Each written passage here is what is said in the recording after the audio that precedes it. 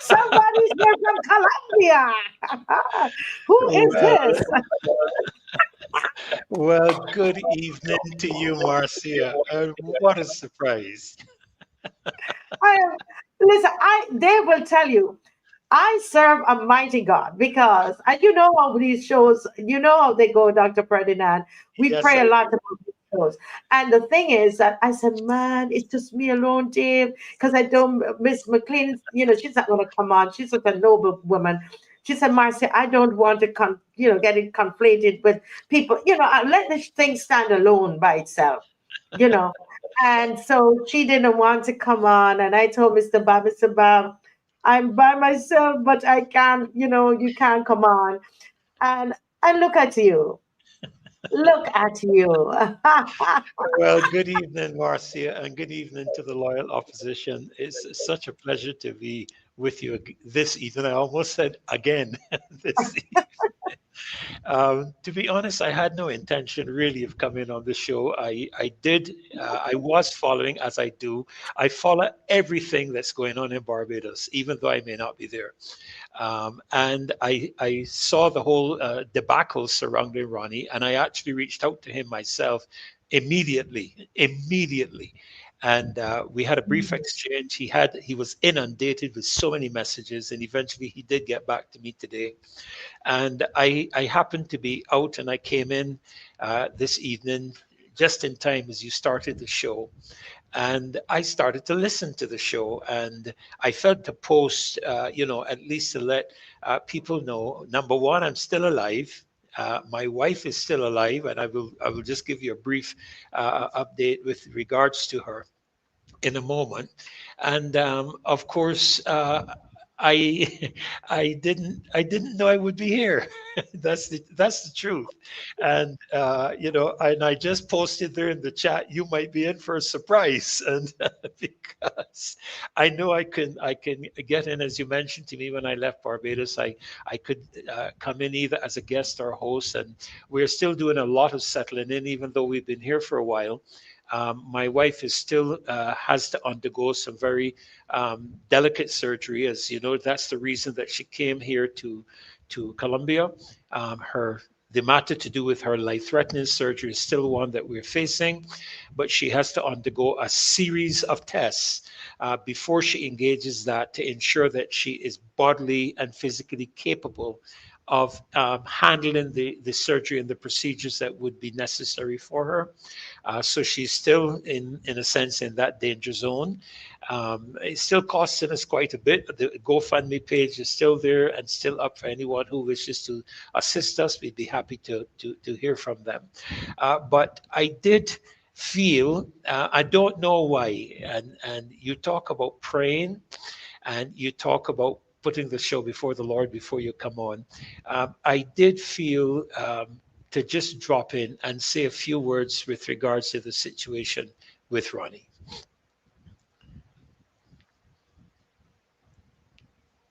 You're muted. Yeah, well, guess what? You know how it is when you're on by yourself. So I get somebody on. So I'm like, you know what? Let me get some stuff, technical stuff, work out in the back here with Dave. So I was here all along. But that was so gracious of you to have called Ronnie. And I know that you would not. That's something that you would do. You would have been up there on Saturday at the march as well.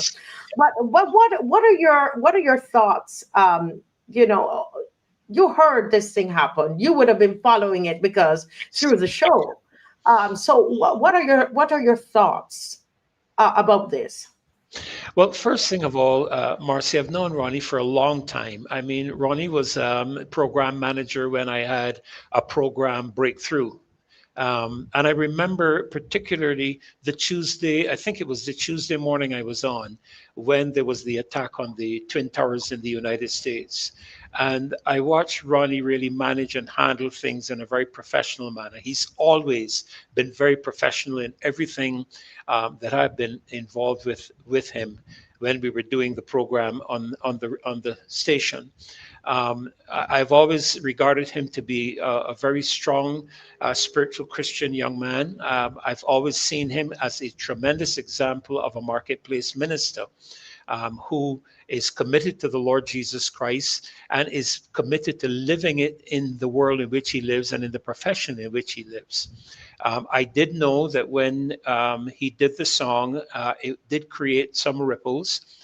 There was some discomfort in certain circles. And as you have rightly said, I think people need to focus on the main issue here at the moment, and that is the matter of freedom of speech.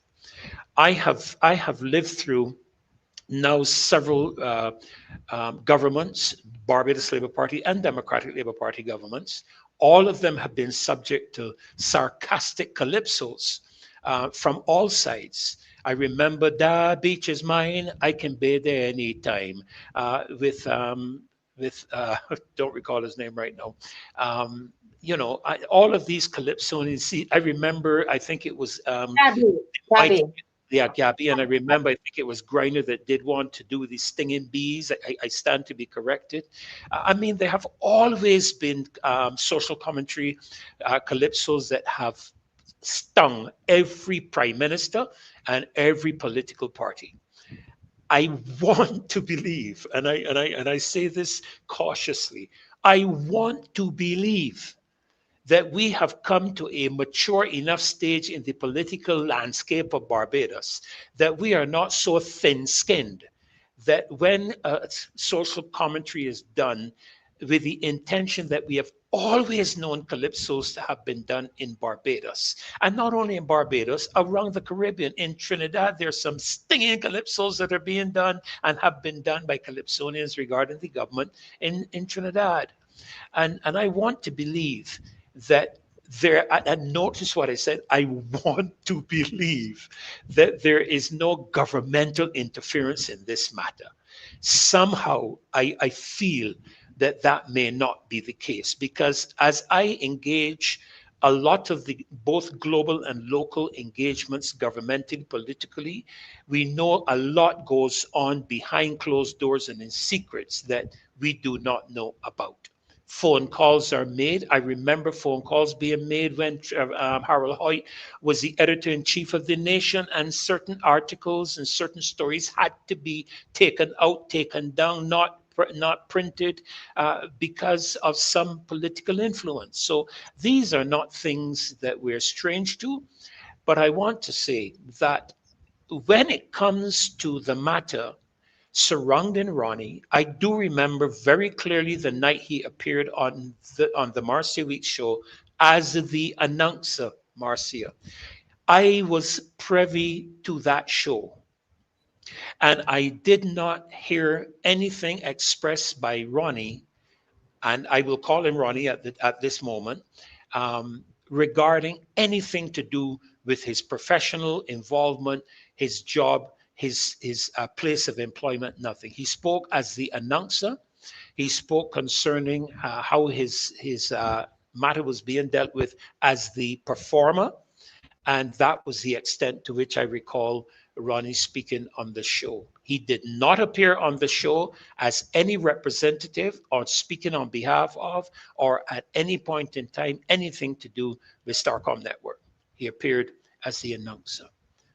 That having been said, Marcia, however, if we are at a point in Barbados where persons' jobs are on the line because in their dual role, as you would take myself, for example, as a gospel singer. I sing as a gospel singer, but I am also a Pentecostal Assemblies of the West Indies pastor. And there may be songs I may sing that the fellowship may not necessarily agree with, but I am two separate entities performing. When I sing, I'm performing as a minister in music, and when I am a minister in the fellowship, preaching in the church and so on, that's a different role I carry. And so, the aspects of how I have to watch how I speak and what I say now becomes very problematic in Barbados. And before I allow you to just jump in, Marcia, I want to say Hey, that go right ahead. We want to hear you. I Go want ahead. to say that there is in our Constitution the freedom of association. It is enshrined in the Constitution of Barbados. There are people who say that we don't have a constitution. That is not entirely correct.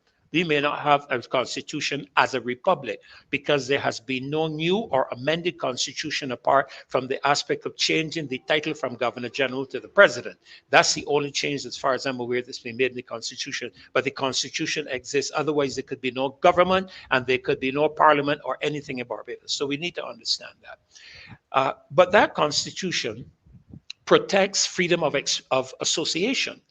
I remember as a Pawi minister, as a religious minister, when I engaged the political aspects of my life, there were questions raised, and I was quick to make the point that there is no constitution of any organization that can overrule or override the constitution of the country where the person exists or lives. All other constitutions must be subject to the national constitution of that country. And so there is the aspect of freedom of association. If there, and of course, we don't know the terms and conditions of Mr. Clark's contract with the radio station. We don't know what is worded or enshrined in it. But I would venture to say that on the basis of the perceptions of which we are being led to believe, that it would appear that he has been sanctioned as a result of two things. One, producing the particular song, which was not aired on certain radio stations because it obviously left some people feeling very uncomfortable, and two, appearing on this show. I cannot think of any other reasons that could be engaged in order for him to have suddenly, and I say suddenly, even though it was over a period of time, Marcia, Ronnie has been a committed professional operator and worker at Starcom Network for many years. I don't know exactly how long, but when I went on with my breakthrough radio program, he was there. And when I left, he was there. And up to recently, he was there. And so I'm very disappointed to see the action that has been taken. But then again, as I said, I do not know the terms and conditions of his contract as it relates to how he would perform as a calypsonian and his professional aspect and where he appears, which is under the Constitution, his right to be free to associate wherever and with whomever he pleases. Yeah. Very good points there, Dr. Ferdinand. And, one of the things that I know, and I asked a question on the show on Friday, is that Ronnie has been singing as the announcer. I think it's for 20, is it 26 years? Over 20 years. Let's say over Yes, 20 years, while he was employed at Starcom that's correct. and in various capacities there. And as far as I am aware, and Mr. Clark can verify this, is that there's never a problem with him in terms of his contract with him singing as the announcer and carrying out his duties at his workplace. And I can say that because he and I would have had lots of conversations about that. There's never been an issue really. Not, there was a time when he did a song, a particular song, and because of the lyrics of the song, okay, then the song was, there were some broadcasting issues with that particular song, and that was across the board, all stations. What is strange about what occurred with this one, just to remind the viewers, is that the government station was playing the song because there, as far as they were concerned, there were no legal reasons the song was not being played. And if what is reported is correct, which I'm asking Starcom to verify, what one of the things that one of the reasons that were given for the song not being played was for commercial considerations. There was nothing legal. And That's there, correct. that's a big difference there. That's a huge difference, because if there's nothing legal, then you are basically infringing on the right of this artist. Correct. Really, and we should have been, we should have marched then. We should have marched then when his rights were taken from him. His freedom of expression was taken from him, his freedom of speech, when his song was banned and he did not breach any broadcasting rights, rules, then, or laws. Yeah. But you know, Marcia, this is why we took that trip. I don't recall the date now, but you will remember that we took this trip. Tomorrow is 1 year. Tomorrow's Tomorrow, really not tomorrow, 1 year. Tuesday, Tuesday will be 1 year, Dr. 1 year. Ferdinand. Wow, Yes, wow. Time 1 year. flies. Time Hmm. flies. That is the reason we took the trip to Washington, to present the case for the citizens of Barbados on the violation of their freedom of speech that the cybercrime bill would have introduced. Now, I listened with amusement to a brief presentation in the House of Assembly by the Prime Minister, in which she seemed to be a bit focused on your show and your marches, to which she referred to specifically about how we are able to go there and march and nobody is stopping us and nobody is sanctioning us. But what she failed to say was that that was because we went to Washington and they had to pull that cybercrime bill back. That is what she did not say. And that is why we can continue to do this show and continue to march, because had that bill passed, this show and the marches and many other aspects that we are comfortably now still free to enjoy would have been under threat. And anyone who does not understand the global perspective and intent of governmental leadership to sanction uh, people in their own country for freedom of expression and so on is blinded by the fact that they're either political lackeys or just ignorant to the facts that as they exist. And I think it's very important for people to realize that when we look around our world right now, we are dealing with a situation, or they're dealing with a situation, I believe it is in Australia, where you cannot say anything, even from a religious standpoint, that the government does not sanction as approved religious expression. That is how bad it has gotten in Australia, Marcia. In the United Kingdom, it has got to the point where people now, and this is a fact, the police can now stop you on the street in London and take your phone and go through your phone without your consent or approval. That is the situation in the United Kingdom at the moment. It's being pushed back on, and thousands of people are marching in protest in the United Kingdom today for this. I am not bringing these examples to overshadow anything locally by anything internationally. What I am trying to show is that around the world, there is an agenda to limit the liberty of people to express themselves in every form or fashion.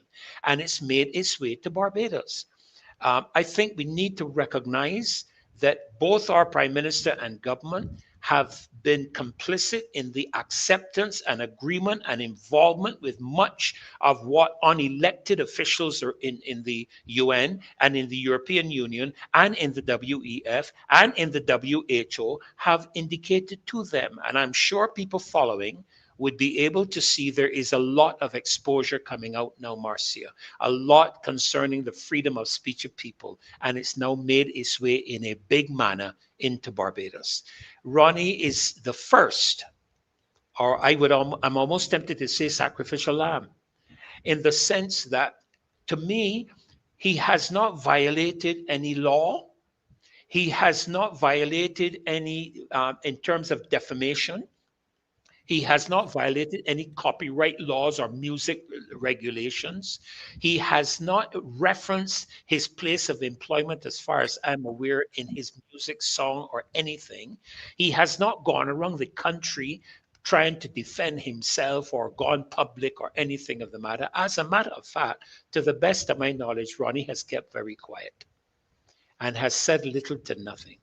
I would sincerely hope he has an exceptionally good attorney at law, because I think I heard you say something about him being fired without remuneration as a result of that. As far as I'm aware, there is legislation in the context of Barbados that does not permit any employer to act in that manner. And I hope it goes before the employment Tribunal. tribunal, where it has to go there to be dealt with, because he should be taken care of in terms of the number of years that he has worked if he has been fired. If he has Mm. been fired. Okay. I don't know that he has indicated he has resigned. I don't know that he has done that, but I'm sure when he speaks in the future, he will make all things clear. No, he was fired. He was Right. fired. So Right. that we know. Correct. There's something, Dr. Ferdinand, and I know those of you who you're surprised to see Dr. Ferdinand on. He's actually on from Colombia. He's there with his lovely wife. She's going to have an operation. We would have told you about that, and that they arrived safely, and he gave a little update on them. Both being there, and we are going to continue to pray. And he's also Thank asking you. you to continue to donate on the GoFundMe, because they did not have all of the funds didn't come in. As you go on there, you will see. So if you are so led and inclined, please, because when he comes on, we do this free of cost. We spend hours researching and giving up family time, etc., to be on with you. And So like I said, and like I said, Marcia, I had no intention. I don't know why you were praying, and I don't yeah, know what you were praying about. But I did not intend to come on. And as you know, I told you that I would take some time to get everything settled. We are still in the throes of settling. There are a lot of tests that my wife has to go through. We're still streamlining appointments and seeing of specialists and all of this, because her physical condition is such that they are skeptical to operate right away until they see that she can bodily cope with it, because that is going to be the case. We don't want it to operate and then I have to give you bad news. We want to make sure that when they're finished their yeah. operation, that we can say she is well and she is safe. And that is being thorough. So you will Yes. know how to pray. So you can let me Yes. know when you need to go back to, your lovely wife. But let me just say, this is something that we had done before, Dr. Ferdinand, on the show. And we were looking at, one of the educational modes when we get into that, to educate the public on why a song would be banned from playing on the radio. Why would a song be banned? One, was the song obscene? Remember, we had gone Correct. through that review. Correct. Was it if the song contains graphic sexual content or Or explicit? violence. Yes, Yes. yeah. Was it what then the and we can, as we're talking about this, can we all go through again the carol festival, the national carol festival, right?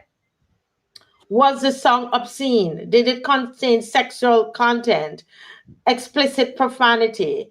Okay, then some stations may restrict it because of that, but not national carol festival. It had no vulgarity. Was That's it right. promoting violence, right? Or No. hatred, Dr. Ferdinand? No. I mean, I listened to the song myself, Marcia, on more than one occasion, because, of course, Ronnie is my friend, and I support my friends when they're doing things that are legal, moral, Mhm. proper, decent. I don't support anything outside of those parameters. And I found nothing offensive. I found nothing defamatory. I found nothing vulgar. I found no attempt to implement violence or anything of that nature in his song. What I heard was an intriguing, amusing, and light-heartening commentary on the status of things in Barbados with relation to the NCF and our dear friend there, who, as far as I know, has made no public comment concerning the matter. I Yeah. don't know that he has received any letters from any attorney at laws with regards to anything where she's concerned. I'm not aware of it, and so it's a bit of a puzzle as to Yeah. why Well, this has the, happened. the, the truth is that the song was vetted by Ronnie's tent. You know, was Yes, part of the Calypso tent, and then also it was vetted by his lawyer as well. And even before the song was played on, we played the song. I contacted a lawyer about the song. So this third thing that we wanted to look at, that the third reason we have here, why a song would be banned, was it defamatory? Right? correct. Did the song directly accuse a private citizen of a crime or wrongdoing without any evidence? So the Yes, broadcasters are going to avoid legal risk. So go through the song again, right? And yes, it critiqued public institutions, etc. All right, but according to the lawyer, I'm going to speak. I know that the 10th lawyer went through it. Ronnie's lawyer went through the song, and I sent the song to a lawyer. And based on what I heard from the lawyer, I sent the song too. There wasn't anything in there that would defame anybody. Okay. The issue, though, so all of those have been covered. So this is why I'm saying, Dr. Ferdinand, what I think where we made the error, and I'm speaking to artists out there, okay? We made the error, not Baka, because Baka knew from from the time the song was banned from Starcom. Baka, and we have to give them the kudos there, Dr. Ferdinand. yes, Baka knew that something was wrong. That's a Barbados Association of Creatives and Artists. I believe that's what the C is for. They knew something was wrong and they wrote to Starcom. Do you understand? Because I want Barbadians to understand, Dr. Ferdinand.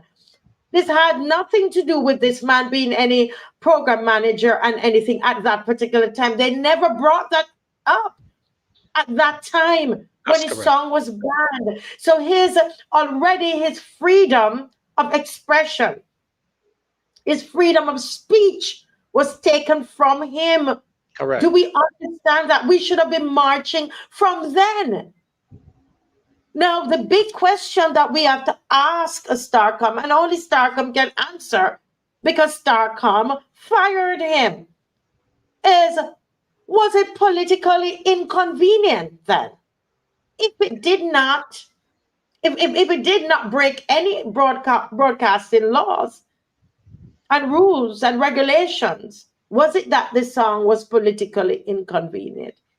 Right? Was it? Yeah, go ahead, Dr. No, Ferdinand. I was observing a comment in the chat. I wouldn't necessarily indicate who the comment was by, but they were making the point that in reviewing the act, persons are not entitled to severance if they're fired for misconduct. But as you know, Marcia, terminologies used in regular English and regular conversation do not mean the same thing on the matters of law. And so, if you're going to refer to a matter of misconduct, it has to be defined. It has to be indicated how that misconduct has occurred, what criteria has been used to determine what misconduct is within the context of Mr. Clark. And as I mentioned when I started tonight, we do not know the terms and conditions of the contract which he was operating under. But I want to say this, Marcia. People need to realize that even with matters of defamation, people are free to say anything they want, even if it defames someone. Now, you may pay the price for it, but you are free to say it. You can propagate a lie about me having an affair with somebody where my wife is. You can propagate that. I can take legal action against you and sue you for defamation. But that's the thing about freedom of speech and freedom of expression. Persons are free under the law. However, if they violate certain perspectives of the law, they can be prosecuted or legal action can be taken against them.